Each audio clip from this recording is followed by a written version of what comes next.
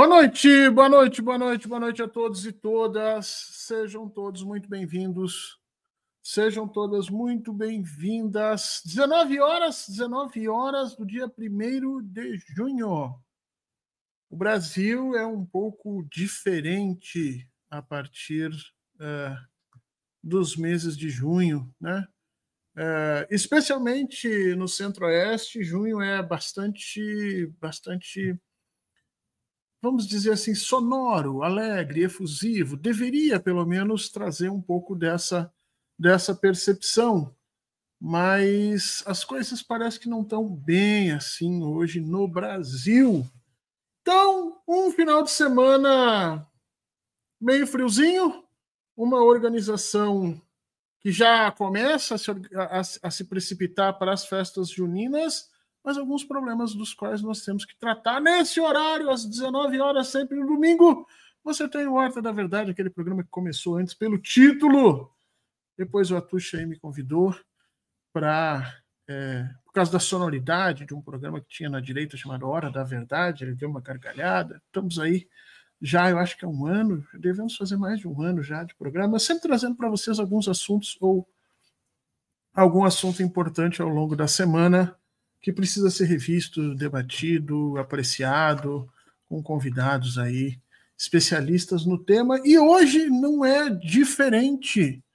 Nós íamos falar sobre soberania energética no Brasil do século XXI, está aí no card, você leu, não leu errado, você leu na entrada aí do YouTube, mas algumas coisas aconteceram, especialmente na Eletrobras, de sexta-feira para cá, e a situação se alterou bastante. Nós vamos conversar já já sobre isso. Antes, quero, obviamente, agradecer a todo mundo que está aqui, lembrando você que esse é um programa da nossa mídia alternativa, o do 247 vem encabeçando essa mídia há algum tempo, junto com grandes outros parceiros, batalhando quando as coisas ficaram muito difíceis ali, nos golpes contra o presidente Lula, contra a presidenta Dilma, e no período em que, efetivamente, a democracia foi ameaçada, não eram todos os veículos que botavam a cara para criticar os governos autoritários recentes que nós tivemos, de 2018 a 2022. E o 247 sempre teve aí essa coragem e sempre contou com a ajuda de você mesmo que está nos assistindo, e é isso que eu venho lembrar vocês aqui. Não haveria, né, a soltura do presidente Lula, uma reconstrução dessa democracia sem a presença da mídia alternativa nos seus mais diferentes canais, tá? Todos eles tiveram um impacto importante. E é por isso que eu sempre começo pedindo para você deixar o like nesse conteúdo, para você se inscrever nos canais da mídia alternativa, especialmente aqui no 247. Se você puder também se inscrever no canalzinho do Fernando ali no YouTube, estamos chegando a 50 mil inscritos, é um marco importante para nós. Também ajuda bastante. Queria agradecer de imediato aqui, depois que você se inscreve no canal, tem do ladinho ali uma opção para você se tornar membro. É uma outra forma de você se relacionar com o 247, pelo que a gente agradece demais também, agradecendo aqui a Clarice Figueira, se tornando membra nesse momento, a Ana Maria Pereira se tornando membro também, José Simplício Tenório se tornando membro, e deixa eu só fazer aqui, o querido Cláudio G também se tornando membro. Deixa eu só avisar aqui para o nosso convidado, parece que ele está numa outra sala. Cláudio Dia, obrigado por se tornando membro. Se você puder dar uma olhadinha nessa situação, sempre a sua participação é o que mantém esses canais de mídia alternativa funcionando e, em grande medida, o que permite que a gente continue trazendo para vocês temas importantes e sempre com um viés crítico, sempre agregando informação a você, agregando pontos de vista para que você possa, a partir daí, fazer as suas decisões, as suas discussões, a sua campanha, os seus processos políticos mais importantes passam também pelas informações que o 247 traz. Então, muito obrigado a todos aqueles que se tornaram membros aqui, a todos os que poderão vir a se tornar, e não te esquece, te inscreve nos canais e clica no conteúdo. Estou aguardando aqui o nosso convidado, parece que ele teve algum probleminha aqui.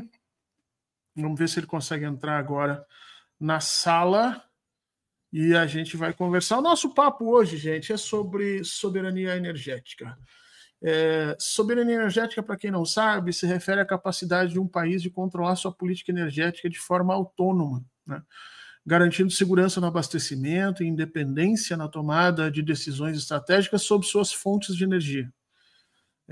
Essa soberania influencia diretamente a minha vida, a sua vida, em aspectos fundamentais. Primeiro, obviamente, no preço da energia elétrica residencial, que representa uma parcela significativa do orçamento de todos nós, né? E, além disso, ainda determina uma possibilidade de acesso à eletricidade que, para muitas pessoas, infelizmente, ainda no Brasil, não é uma característica das suas vidas. A gente ainda tem que avançar nisso. Mas, no segundo lugar, essa soberania energética ela influencia no fornecimento energético de um país. E hoje, especialmente quem mora em São Paulo, quem mora nas capitais brasileiras, está sentindo o peso do processo de privatização como nós vivemos no final dos anos 90. Tudo que nós estamos vendo de falhas de energia, de populações que ficam, às vezes, uma semana, 10 dias sem energia elétrica, depois de qualquer acidente em alguma via, ou mesmo qualquer chuva um pouco mais densa, coloca o nosso sistema de energia no chão. E essas falhas de sistema podem provocar apagões, podem paralisar atividades econômicas, comprometem serviços de saúde, afetam o funcionamento de equipamentos essenciais nas residências, né? Então, a soberania energética é um ponto essencial hoje para a gente discutir no mundo. Além disso, pouca gente sabe, né? Mas a América Latina se tornou um palco de uma disputa geopolítica meio secreta nos últimos anos, exatamente pelo controle regional das energias, das companhias de energia, né? Os investimentos, por exemplo, diretos, os investimentos chineses direto na região da América Latina triplicaram, saíram de 960 milhões de dólares para 3,8 bilhões de dólares entre 2018 e 2022. Enquanto nós estávamos aqui no Brasil brigando com a questão do Bolsonaro, eleição, o ataque aos nossos direitos, os países que tinham seus direitos garantidos e que de alguma maneira já estavam pensando no século XXI vinham andando e tomando espaço dentro de áreas geoestratégicas importantes, como, por exemplo, a questão energética. Então, a região concentrou praticamente... A região concentrou praticamente 1/3 dos investimentos globais chineses em energia eólica e solar. E não pensa que os Estados Unidos ficaram atrás nisso? Não, né? Eles responderam abertamente a esses ataques através da chamada Lei de Investimento Comercial, que entrega ao governo norte-americano 14 bilhões em investimentos, 14 bilhões em investimentos para serem usados na América Latina, né, para que eles ampliem o espaço aqui e lutem e desenvolvam aí uma concorrência com as empresas chinesas. O Brasil recebeu, por exemplo, 1/3 desses investimentos todos, o Brasil recebeu quase 42% desses investimentos entre 2010 e 2019, do investimento estrangeiro total. Portanto, nós somos um mercado importante nisso, né? 78 bilhões de dólares, quase 79 bilhões de dólares foram investidos no Brasil nessas questões de energia, né? E o nosso sistema energético ele tem uma característica específica, ou seja, o nosso convidado que conseguiu, mas...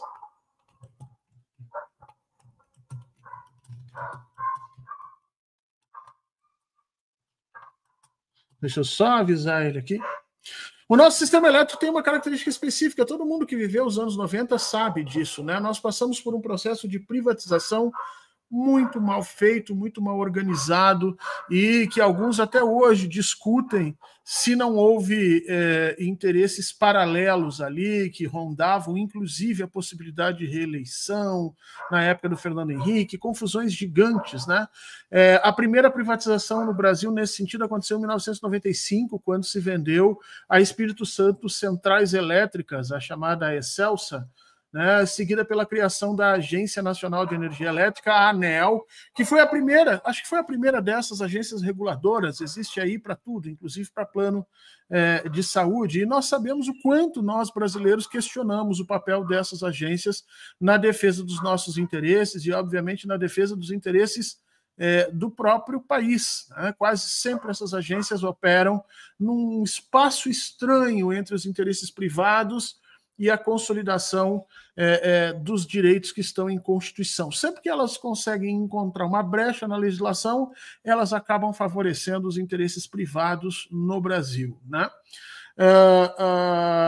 Durante a década de 90, cerca de 80% das empresas distribuidoras de energia no Brasil foram privatizadas, 80%, enquanto apenas 20% passaram para o controle privado estrangeiro. Então, foram vendidas para grupos nacionais, mas ainda assim privadas, e apenas 20% para o controle estrangeiro. Essa média vem se alterando recentemente, né? E parece que nós estamos tendo uma alteração nesse cenário, com o capital estrangeiro entrando mais fortemente nesse mercado, em que, quando chega o nosso convidado aqui, a gente não sabe se essas privatizações efetivamente tiveram boa-fé. Na realidade, a gente inclusive duvida dessa boa-fé, mas o cenário que elas nos deixaram é muito complicado, é muito ruim para nós. Né? Por exemplo, a Eletrobras, fundada em 62, né, como uma holding das empresas regionais de energia, a Eletronorte, a Eletrosul, Furnas e outras, ela vai ser privatizada. Em junho de 22, a empresa foi privatizada através da maior operação de desestatização do país em 2 décadas, uma entrega quase criminosa, movimentando 33 bilhões de reais e reduzindo a participação estatal, que era de cerca de 65% para aproximadamente 43% atualmente. Né? E hoje, ainda para piorar a situação, existe uma disparidade crítica na estrutura acionária. Embora o governo brasileiro continue sendo o maior acionista individual dessa empresa, ele perdeu o controle efetivo da companhia e seu poder de voto, apesar de ainda ter 43% do controle ou algo próximo disso. Na hora de votar, se construiu uma regra muito estranha dizendo que o governo teria apenas 10% do processo decisório. Né? Isso leva a uma série de atritos entre o governo e a presidência da Eletrobras, a direção da Eletrobras, né?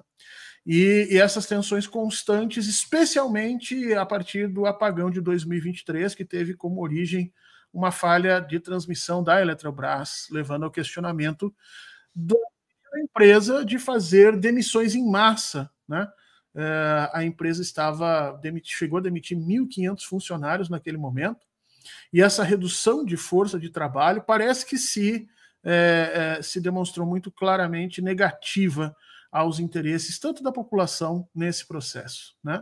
Então, a discussão sobre soberania energética se torna cada vez mais relevante no século XX. Todos nós precisamos dessa energia, não só para fins residenciais, mas para o próprio crescimento do país, o ordenamento das coisas, e quanto mais nós tivermos essa condição de a internet das coisas, quanto mais digitalização, quanto mais as cidades se tornarem inteligentes, mais nós vamos ter a necessidade de ter um sistema energético autônomo e que tenha condições de trazer não só essa energia o mais limpa possível, mas em níveis mais baratos possíveis para a população e de uma maneira tecnicamente soberana. E é esse o grande problema que a gente ia tratar nos dias de hoje. Nós vamos conversar com o queridíssimo Vitor Costa, que estava aqui, estava programado para participar conosco, mas para piorar essa situação, que já não é muito boa, a Eletrobras na sexta-feira anunciou a demissão de 100 funcionários. Esses 100 funcionários, todos eles pessoas portadoras de deficiência, trabalhadores com necessidades especiais, que nós sabemos que têm uma enorme dificuldade. Se já está difícil para os trabalhadores que não têm essas necessidades buscarem recolocação, você imagina para os funcionários que participam desses esforços que nós temos aí, de organização equânime da nossa sociedade e tudo mais. Imagina para quem realmente precisa de alguma condição especial, como é que é se recolocar. O anúncio foi muito violento, o que fez com que o próprio Victor Costa não pudesse participar com a gente. E aí eu tenho o prazer e agradecer demais a presença aqui do Carlos Arthur, que veio hoje conversar conosco sobre esse negócio. Carlos Arthur Fonseca. Aliás, eu vou dizer, Carlos, teu nome é tão grande quanto o meu. Eu, quando eu era no colégio, eu ficava indignado que a minha mãe tinha me dado 6 nomes e encontrei um cara que tem os nomes tão grandes quanto eu. Carlos Arthur Hermes Fonseca. De Souza Coelho. De Souza Coelho. Pois é, eu tinha o teu nome completo aqui, e por isso é quase tão grande, aliás, é do tamanho do meu, né? É presidente da Associação dos Contratados e Ex-Contratados Prestadores de Serviços nas empresas ligadas ao Ministério de Minas e Energia e hoje diretor executivo do Sintergia, que é o Sindicato de Energia na região do Rio de Janeiro, e é a pessoa que hoje nos traz essa problemática toda a respeito da Eletrobras. Eu quero antes, Carlos, passar um vídeo aqui do Victor Costa, para a gente começar a entender o tamanho do problema, porque a gente ia falar sobre soberania energética, e é óbvio que eu vou te perguntar algumas coisas a respeito disso, mas diante do que a Eletrobras fez, é necessário a gente refletir efetivamente qual é o papel dessa empresa hoje na organização brasileira. Então, deixa eu passar aqui rapidinho o vídeo do nosso querido Victor Costa, né, como é que ele vem colocando essas questões para a gente. Eu não sei se vocês estão ouvindo. O vídeo tem som, Carlos, ou não? Tem som. Tem som. Tá funcionando? Tá, beleza. Então tá. Então eu vou tocar ele.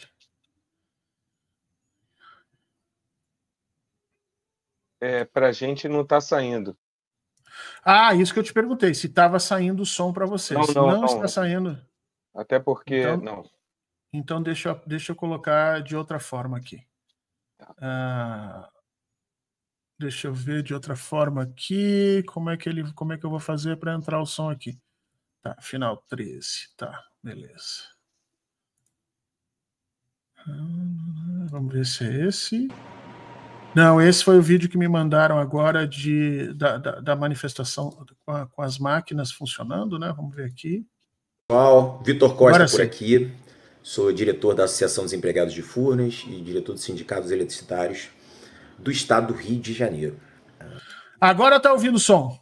Perfeito, perfeito. Beleza. Na sexta-feira, anteontem, no dia 30 de maio, nós fomos tomados por uma notícia assustadora.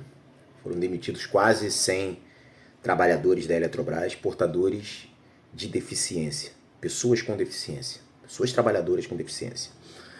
Ficamos estarrecidos porque muitas dessas pessoas são vulneráveis, só têm um emprego e não têm condições de se realocar com tanta facilidade.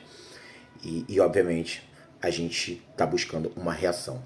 Temos aí uma decisão judicial que entendemos ser favorável para que essas pessoas restabeleçam seus postos de trabalho e vamos defender com unhas e dentes toda essa injustiça e covardia que nós entendemos que está sendo feito com essas pessoas, com esses trabalhadores. Então, amanhã, nessa segunda-feira, 2 de junho, a partir das 8 horas da manhã, na Avenida Graça Aranha, número 26, centro do Rio de Janeiro, em frente à sede da Eletrobras, estaremos em ato, em mobilização contra a demissão das pessoas com deficiência. E a gente está fazendo essa convocação pelo sindicato, pelas associações, pela Intersindical Eletrofurnas. Vão ter centrais sindicais, devem ter parlamentares, alguns amigos, familiares e pessoas trabalhadoras com deficiência estarão lá se manifestando contra esse absurdo, mais um absurdo da gestão da Eletrobras pós-privatização, enfim. E nós não podemos recuar. Uma situação como essa de injustiça é preciso que tenha denúncia e reparação necessária. Vamos juntos. Amanhã a gente está junto. É isso. Aí o recado do querido Victor Costa, que estaria conosco para discutir essa questão de forma mais ampla, mas eu agradeço o Carlos estando aqui e quero já te endereçar, Carlos, duas perguntas. Primeiro, que você situe para nós qual é o papel da Eletrobras hoje nesse sistema energético brasileiro. E segundo, já para a gente dar entrada nessa discussão mais séria, que é a demissão, por que 100 pessoas PCD? Por que 100 trabalhadores com necessidades especiais? Parece que foi uma coisa capacitista, parece que foi uma decisão específica contra esse grupo, ou tem alguma coisa aí que a gente não entendeu, que a gente não soube claramente nessa posição. Obrigado, Carlos, pela presença. Te passo a palavra, meu amigo. Bom, Francisco Horta, eu quero te agradecer a oportunidade de estar aqui falando, agradecer ao meu amigo Vitor Costa, né, que não pôde estar aqui conosco. Quero saudar aqui, né, aos trabalhadores PCDs que estão aqui conosco, a minha diretoria do meu sindicato, eu falo em nome do meu presidente Magno Sintergia, a minha associação, que é a Associação dos Contratados, o Coletivo Nacional dos Eletricitários, a FNU, a CUT, a FENATEMA de São Paulo, a Eletrofurnas, né, a Ordem de Malta, que é uma ONG que faz um trabalho muito bacana de PCDs, autistas, pessoas com síndrome de Down, com alta vulnerabilidade social, ali fico ali próximo do campo do Clube de Regatas Vasco da Gama, enfim, a sociedade como um todo que se inseriu nesse contexto e chegou a hora, né, de nós darmos um basta nessa situação tão triste, tão lamentável. Você havia me perguntado a respeito qual é o papel da Eletrobras. Boa pergunta que você me fez, Francisco, até porque o papel da Eletrobras, anteriormente, como uma holding, né, ela administrava as empresas como Furnas, Eletronorte, Eletrosul, a Chesf, né, empresas de grande porte, né, que eram geradores e transmissoras de energia, e ela fazia o papel de holding. Ao haver a privatização, e eu falo isso com bastante propriedade, que eu trabalho há 31 anos em Furnas, né? Trabalhei no campo durante muito tempo com liberação diária e praticamente em quase todas as obras, e pude ver de perto a pujança dessa empresa chamada Furnas e hoje, né, como o sistema Eletrobras. Quando ocorre a privatização, devido a muita luta das unidades, das entidades sindicais e de parte da sociedade, né, nós relutamos aí durante muito tempo para que não houvesse essa privatização. Você vê, ela vem desde o governo Temer, e a gente lutando, né, através de ações, com atos, etc., e que no governo anterior a empresa foi privatizada. Alega-se que o Paulo Guedes, à época, alegava que era pulverização de ações. Perdemos o potencial de 51% e automaticamente ficamos sem o mando da empresa. Para piorar, como você falou anteriormente, nós ficamos aí com 43%, mas para votar no Conselho somente com 10%.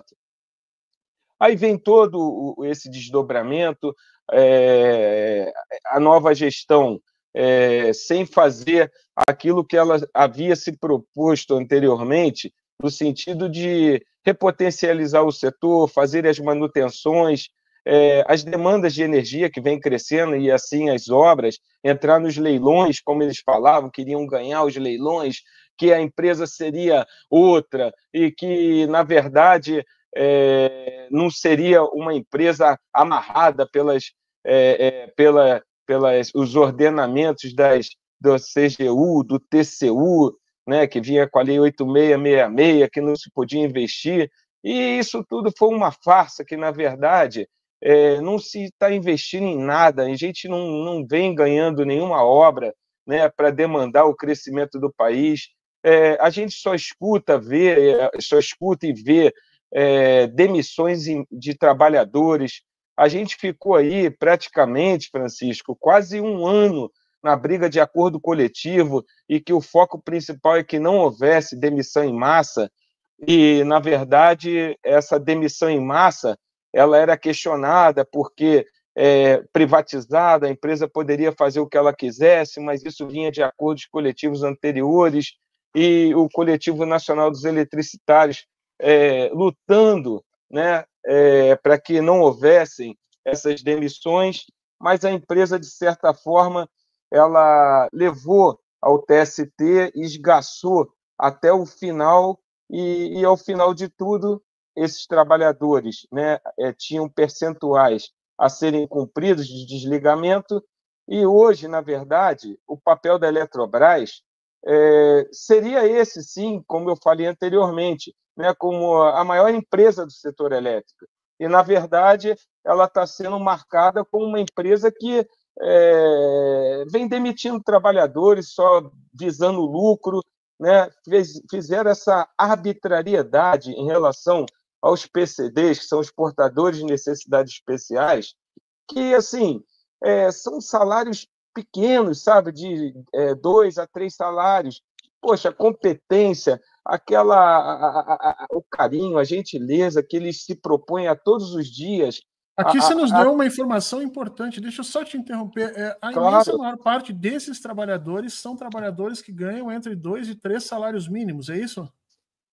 Perfeito. Ou seja, nós estamos falando de 100 trabalhadores que ganham entre 2 e 3 salários mínimos. Não dá nem para a gente falar que isso era uma questão chave no orçamento da empresa, que eram trabalhadores que estavam ali pesando demais. Não.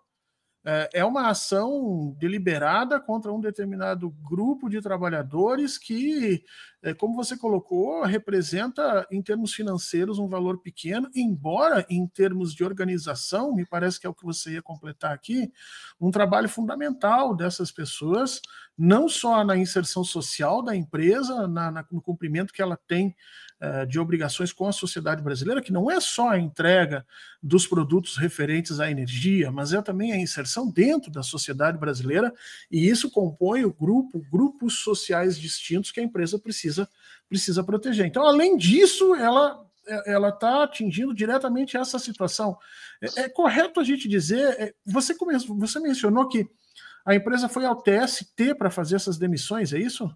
Não, na verdade, quando eu falei isso, me referia ao acordo coletivo dos funcionários. O dos portadores de necessidades especiais tem um agravante maior.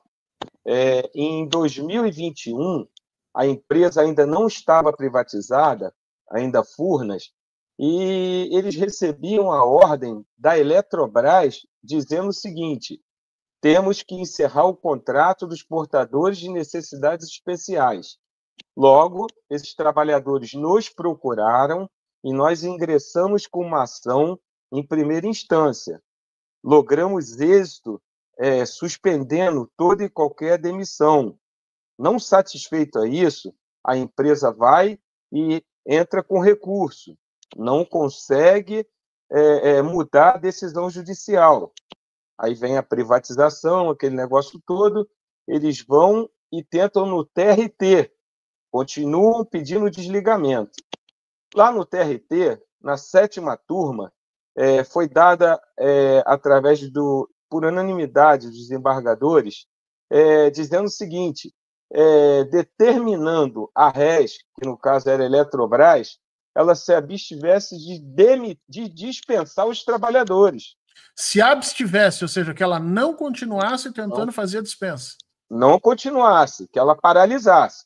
Pois bem, paralisou-se, ninguém tocava no assunto. Internamente, trabalhadores vinham nos procurar, dizendo, olha, eles vão nos demitir, Eu falei para eles, não pode, vocês têm uma decisão judicial favorável a vocês. Pois bem, passou um período, eles começaram a chamar... Lembra que eu falei que a gente tinha um processo na primeira instância, que nós tínhamos os trabalhadores listados, né? E esses trabalhadores, a Eletrobras começou a chamar para o quadro da empresa, né, alguns desses trabalhadores e não comunicaram a nós, sindicato, nem tampouco a justiça. Pediram a esses trabalhadores, olha, para vocês virem trabalhar na Eletrobras, vocês peçam demissão, abram mão dos 40% e automaticamente vocês entram para o quadro. Mas nem todos tiveram a continuidade do salário. Alguns ainda tiveram os salários Só um pouquinho, Carlos, deixa eu ver se eu entendi. A empresa enganou os funcionários pedindo que elas abrissem mão dos seus direitos. Isso é ilegal, tá, gente? Eu não sou advogado, mas uma pessoa não pode abrir mão assim dos seus direitos, especialmente direitos específicos, como a questão trabalhista, dessa forma. A empresa ludibriou os funcionários para que eles aceitassem isso, abrissem mão, no sentido, prometendo que eles seriam integrados a um quadro, é isso? E, na verdade, foram. Mas por que que foram? Você lembra que eu falei que lá atrás nós tínhamos uma ação que eles não conseguiram derrubar a nossa decisão e mantinha eles empregados? Sim, havia uma decisão que eles tinham que ser mantidos. Então a empresa escolheu quais os PCDs que ela ia manter, é isso? Sim, claro, é o que nós recebemos de informações internas. Só que as pessoas hoje têm pavor de falar isso, né? Você vê, a Lei 8.213, né, de 91, que é a lei que institui 5% da cota, né? Quando eles começam a tirar dessa ação parte dos trabalhadores, eles alegam o seguinte: eu estou levando para o quadro da empresa parte dos trabalhadores. Então, aqueles que continuaram na ação, esses daí, então, eu vou demitir. Mas, mesmo assim, não chega aos 5%.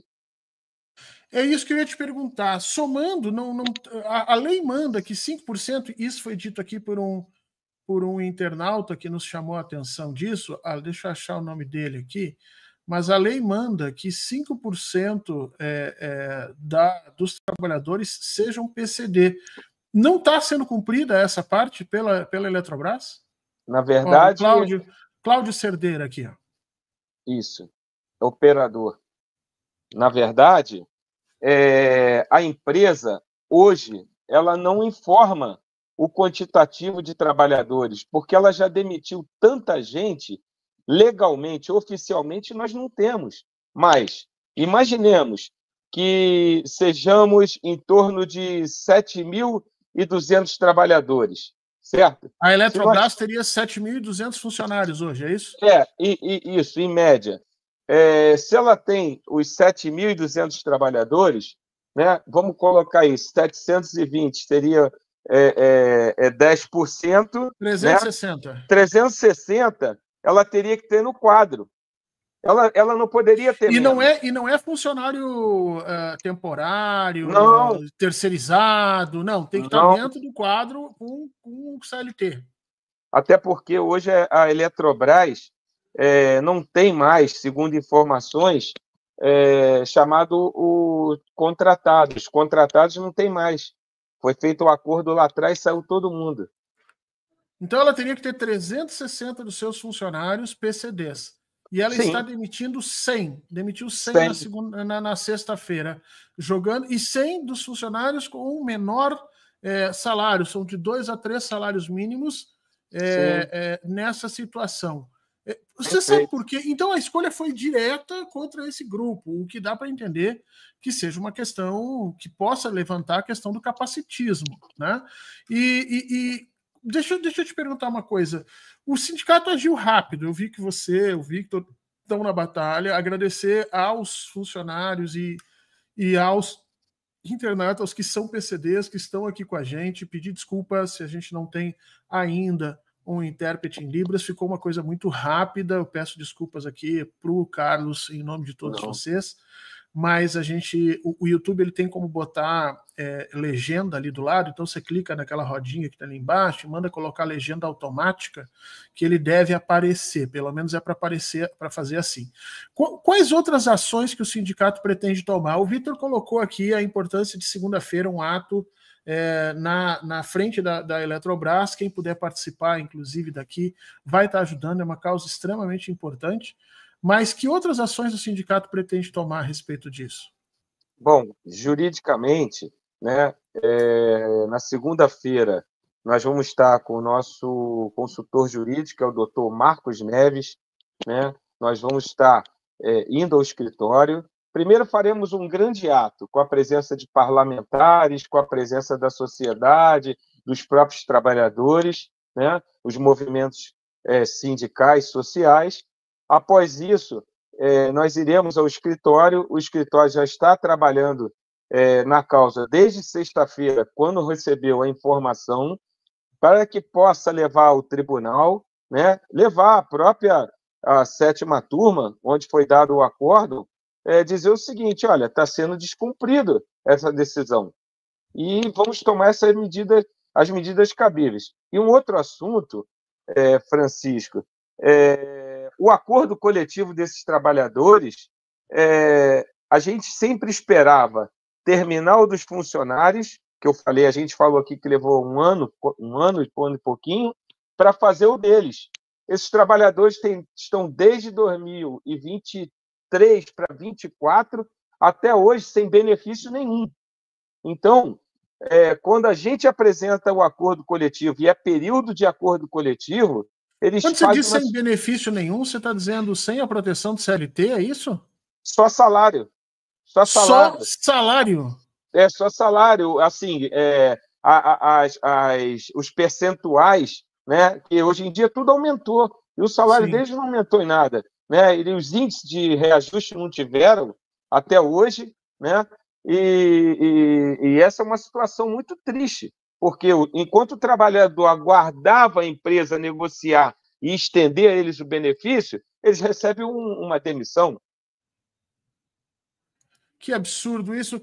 Deixa eu te perguntar duas coisas. Uma é o seguinte, Carlos, há uma disputa muito séria e o presidente Lula, de forma correta, entrou nessa briga nos 2 primeiros anos de mandato, inclusive dizendo que estava estudando juridicamente como é que podia fazer, porque o governo não pode ter 43% das ações e só 10% na possibilidade de voto. Ou seja, há um golpe gerencial empresarial que faz parte do golpe do Bolsonaro. A gente sabe como isso se organizou em cima da Eletrobras e que nesse momento está prejudicando diretamente esses trabalhadores.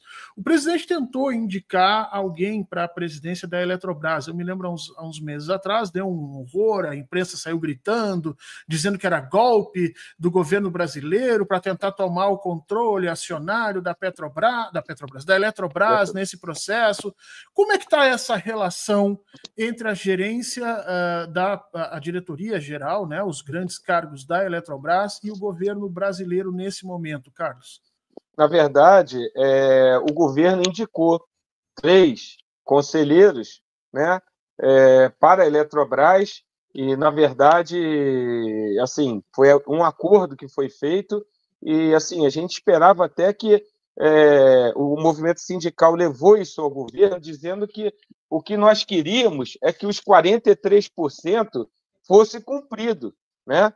Mas o governo do presidente Lula acordou colocando 3 conselheiros na direção da Eletrobras. E em vez de entrar com a ação, deixa eu ver se eu entendi, em vez de entrar com a ação e brigar juridicamente, foi feito um acordo, voltando e colocando 3. Quantos conselheiros são? Foram 3 conselheiros que eles mas quantos colocaram. São no total? Quantos são no total? Acho que são 8 conselheiros, se não me engano. São 8 conselheiros e o governo indicou 3. 3. Então, isso, 3. O governo não tem maioria nem perto, ou tem maioria?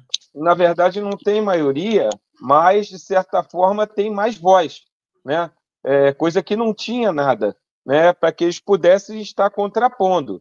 Nós, do movimento sindical, do próprio Coletivo Nacional dos Eletricitários, do próprio Sintergia, nós mantínhamos a posição de que o governo teria que lutar pelos 43%, né, na sua totalidade. O procurador, o Messias, recebeu essa matéria do Coletivo Nacional, falou que, inclusive por Vitor Costa e por os demais colegas que estavam ficando em Brasília, que não era o momento, que era isso, que era aquilo. Isso frustrou muito a todos nós, representantes dos sindicatos, né? Mas, assim, o presidente Lula é ciente do que vem ocorrendo, né, em relação a essa situação do setor elétrico, o desmonte do setor elétrico, e ele, imagino que ele colocou esses conselheiros, são pessoas com conhecimento vasto do setor elétrico, né, para que eles possam internamente tentar mudar esse jogo, porque do jeito que está, não dá.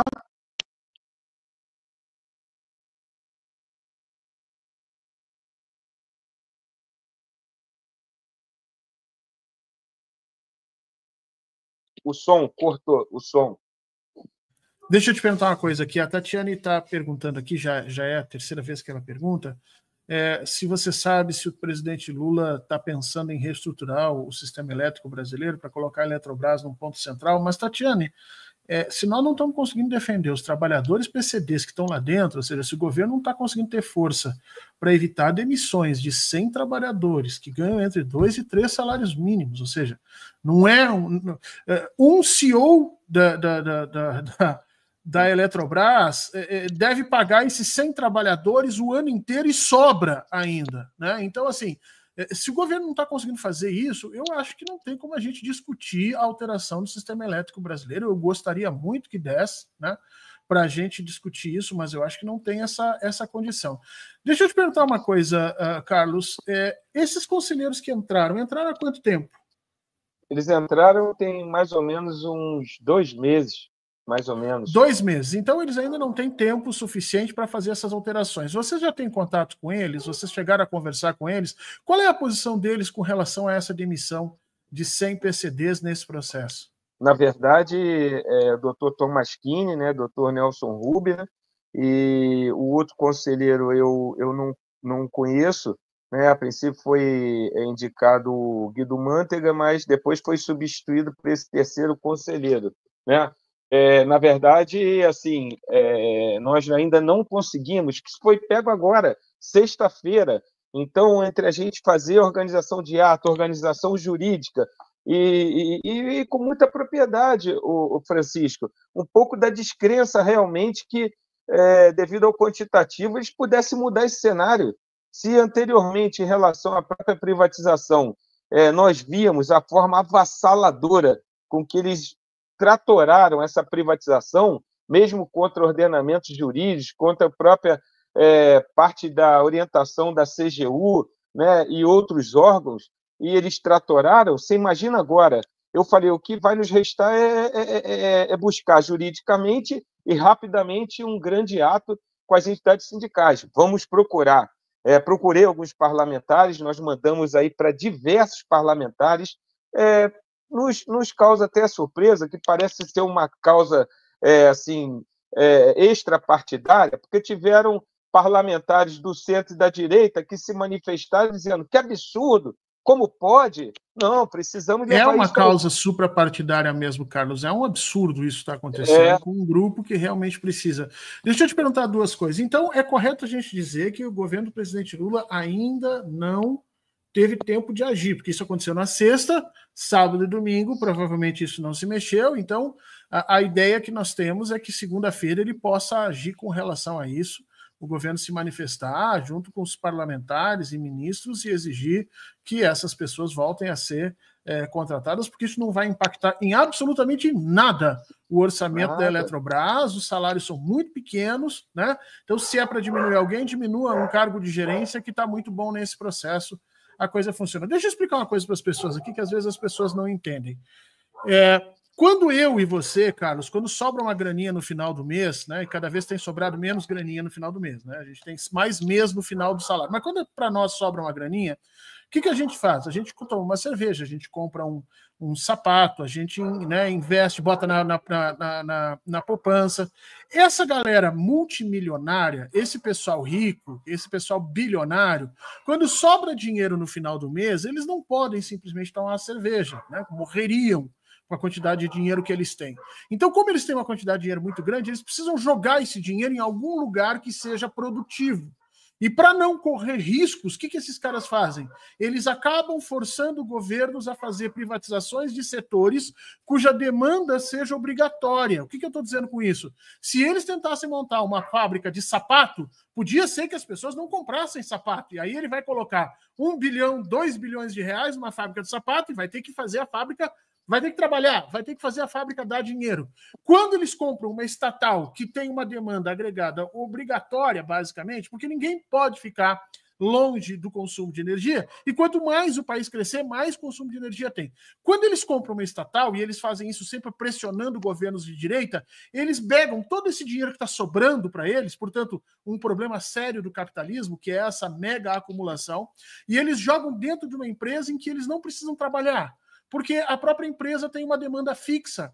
E aí eles conseguem, a partir daí, dar destino para as suas imensas fortunas sem perder nada. Enquanto isso só prejudicava a soberania energética brasileira, e a gente vai falar disso já já, Carlos, eu quero te perguntar algumas coisas, a gente virava o nariz, mas aceitava ter perdido politicamente por causa da eleição do Bolsonaro. Mas agora, por conta dessa vontade desses mega bilionários de seguirem lucrando com capital que eles não teriam onde enfiar, você prejudicar 100 trabalhadores PCD, e eu estou falando desses 100 agora, mas daqui a pouco vão ser mais 500, 600 de famílias que vão também perder, porque esse é o início do buraco.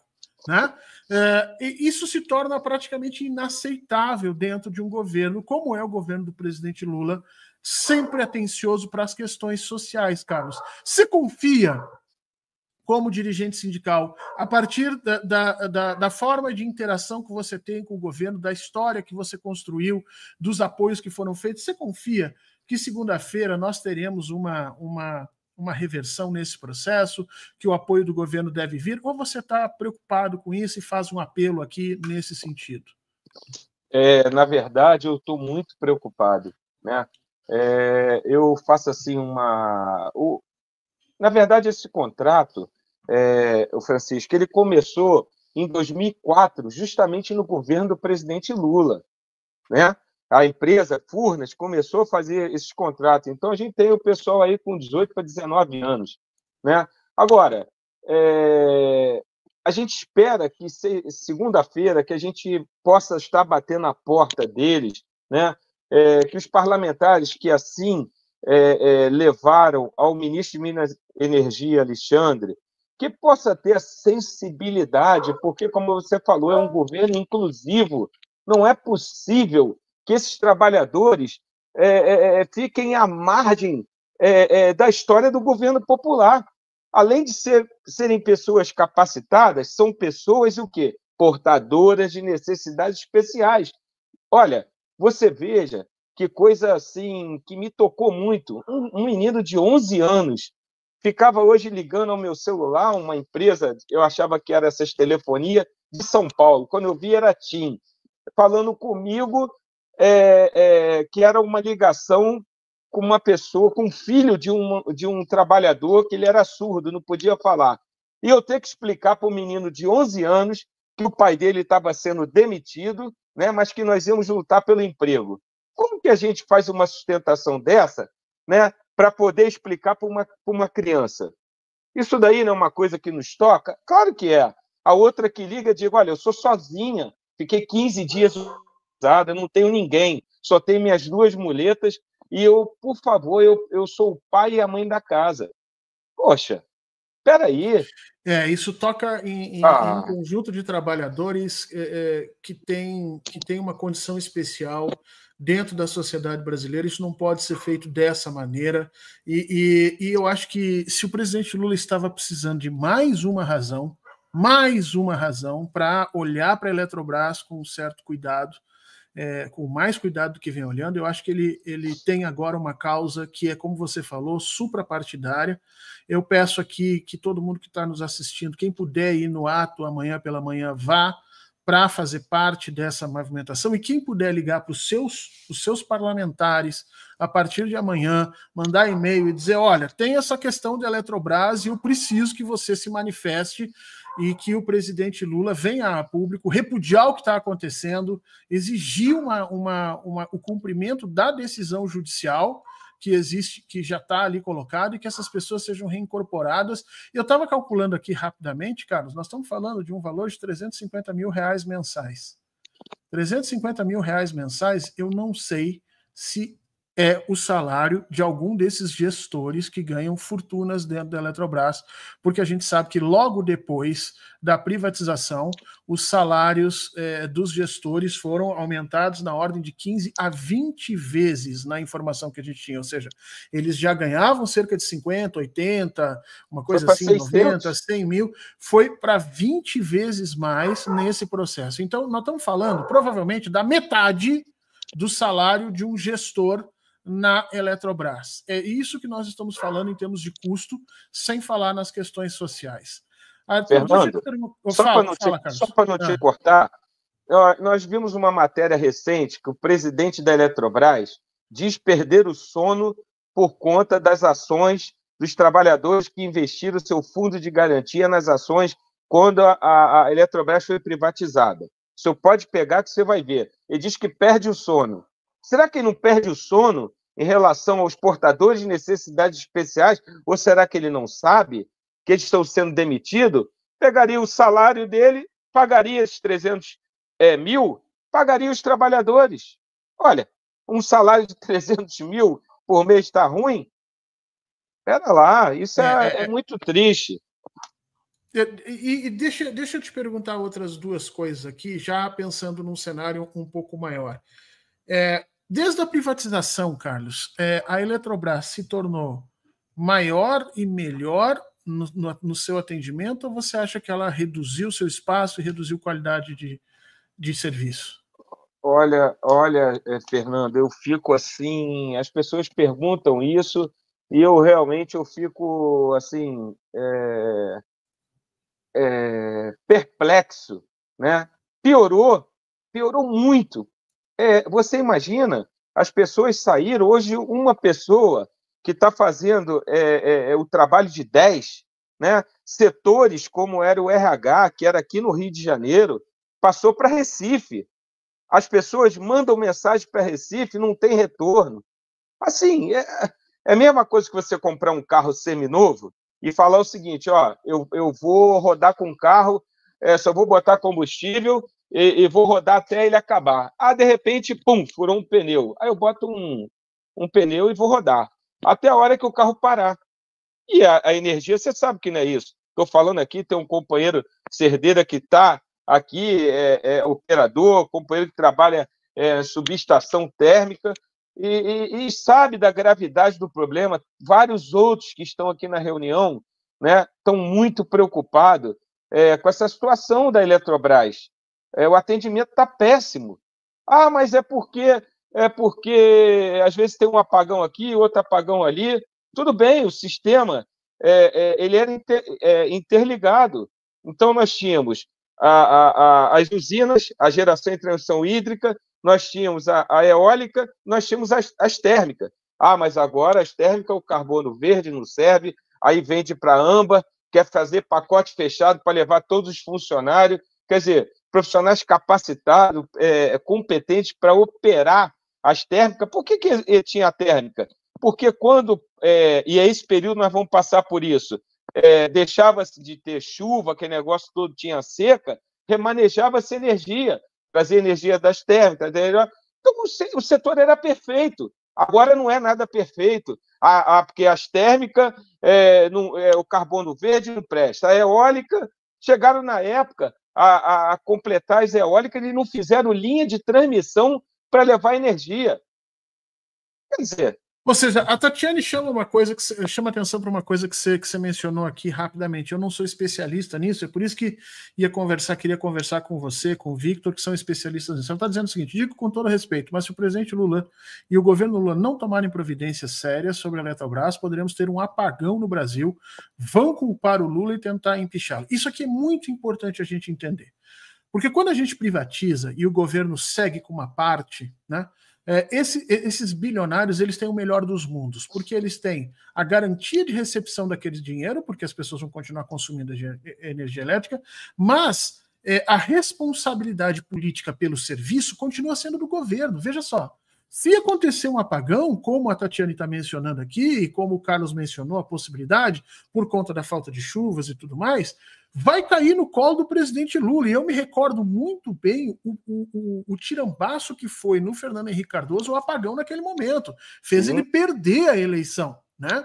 Então, esse aviso que está sendo dado não é só uma questão de proteger, e é óbvio que tem que proteger os empregos desses funcionários PCDs, que é ridículo o valor dentro do orçamento da Eletrobras. Eu repito, não é uma questão assim de, estamos com muitos, não temos. Não, é um valor muito pequeno, é uma condição de socialização dessas pessoas, uma necessidade que essas pessoas precisam continuar existindo, funcionando.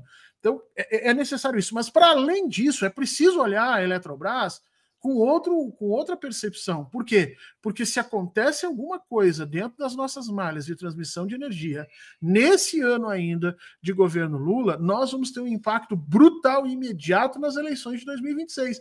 E eu venho, Carlos, dizendo já há algum tempo, se já está difícil agora, conosco tendo o melhor político e o melhor presidente da história desse país, como é o presidente Lula, se nós conseguindo crescer o PIB como estamos conseguindo crescer, melhorar a condição dos trabalhadores, tirar aquela gente da miséria que foi colocada lá pelo Bolsonaro, se com tudo isso nós já estamos com dificuldade de vencer a eleição de 2026, você imagina cair no colo do presidente um apagão por conta da má gestão da Eletrobras, por conta da demissão de funcionários, por conta de uma empresa que só está preocupada efetivamente em aparecer na Bolsa para ganhar ações, obviamente porque nós sabemos que todos esses gestores ganham dinheiro quando a empresa cresce em valor na Bolsa, né? Então, é um aviso aqui que nós estamos fazendo, que você, Carlos, está fazendo, e quero agradecer muito a você, muito a Tatiane, que está aqui, e todas as pessoas que estão aqui conversando, a Jussara, por fazer esse aviso ao presidente Lula. Vamos retomar isso. Não é só a defesa sindical dos trabalhadores PCDs que foram demitidos sem aviso, sem absolutamente nada. Eu estava lendo aqui algumas das manifestações, Carlos, é de chorar, pessoas dizendo, olha, eu sou deficiente visual severa, eu arco sozinha com as responsabilidades da minha casa, como você citou aqui o caso do menino de 11 anos que tinha que conversar com o pai que era surdo e transmitir uma doença dessa, uma notícia dessa, imagino que foi. Mas não é só isso que está em jogo aqui. Está em jogo o controle sobre uma das empresas mais importantes no setor energético brasileiro, que foi privatizada num dos atos de banditismo mais absurdos e que a gente precisa pensar com um certo carinho. Carlos, se você pudesse conversar com o presidente Lula de forma direta, né, o que você pediria a ele nesse momento?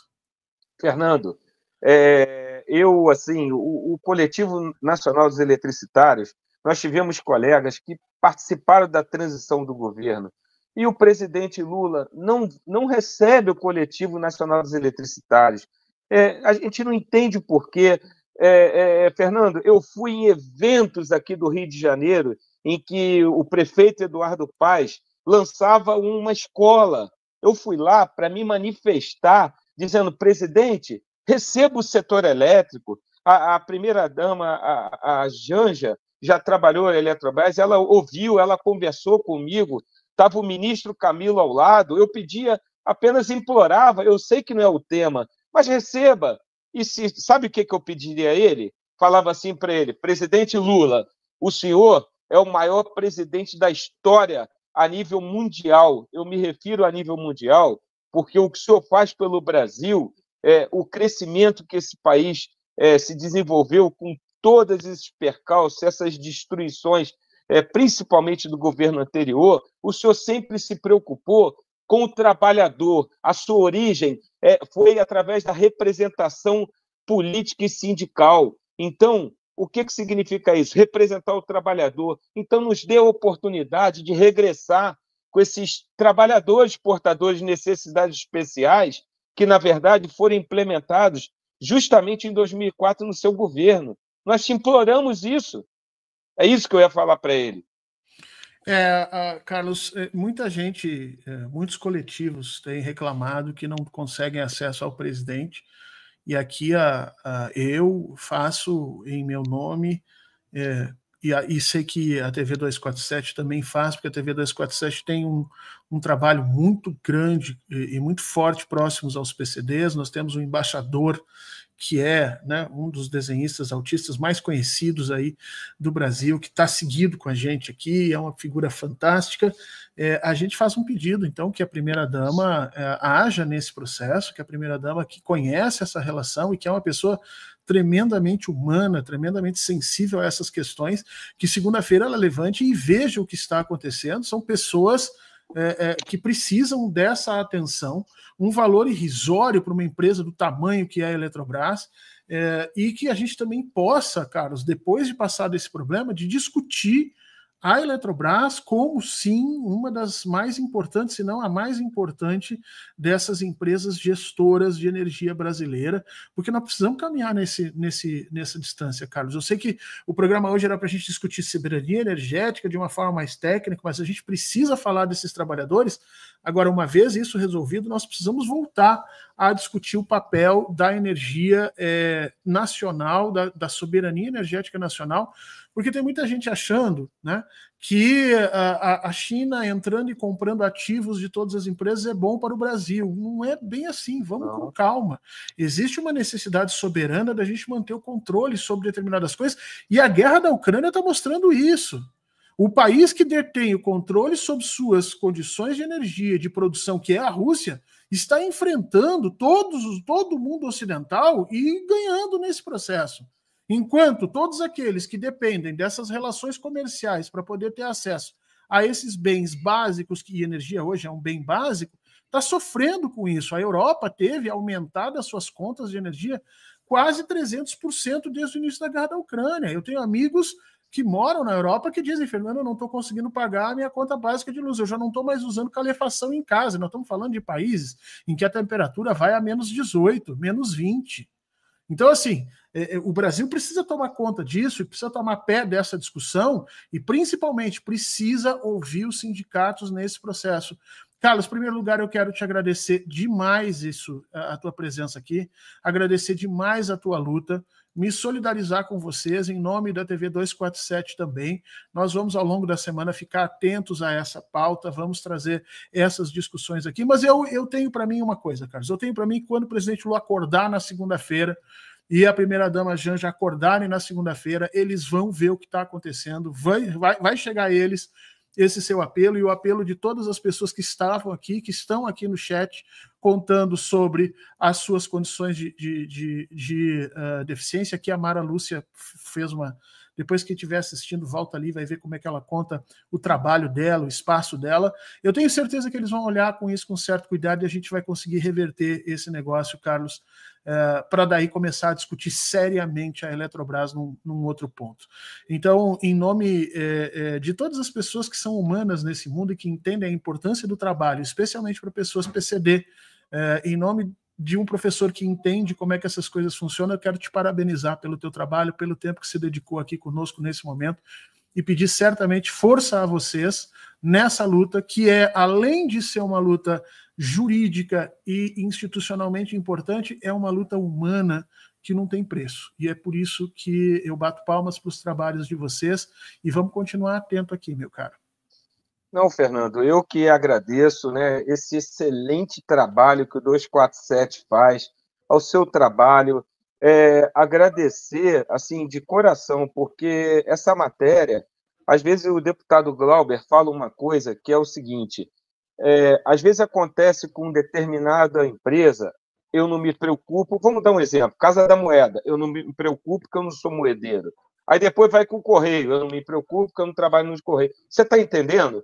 Isso daí assim, uma coisa que vai pegando uma empresa, vai pegando outra, e quando você vê, está pegando todo mundo. Então, nós temos que ter unidade, nós temos que estar debatendo, nós temos que participar contigo, que fazem um trabalho brilhante, divulgar cada vez mais temas instigantes. Quando você for sobre soberania nacional, eu, assim, com a minha simples, né, opinião, você pode incluir, inclusive, a nuclear, que é uma situação gravíssima, que nós estamos aqui na eletronuclear, nosso sindicato também abrange a eletronuclear, né, para a gente debater esse tema, chamar outras pessoas, e que a gente divulgue, sim, para explodir o 247, falar, o 247 realmente se preocupa com as questões de grande pujança do Brasil. Tá? Então, eu só posso estar te agradecendo, agradecer a todos que estão participando conosco, vamos te manter informado.